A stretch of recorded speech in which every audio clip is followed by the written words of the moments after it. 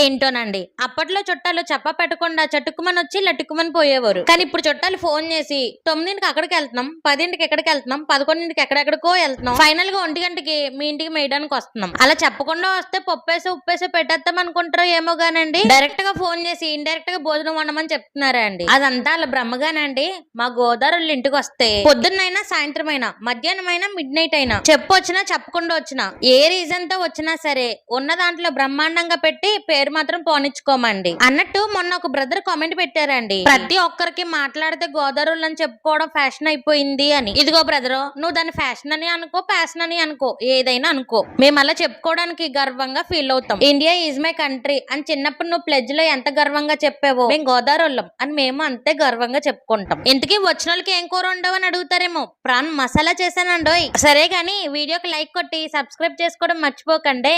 ఉంటాను.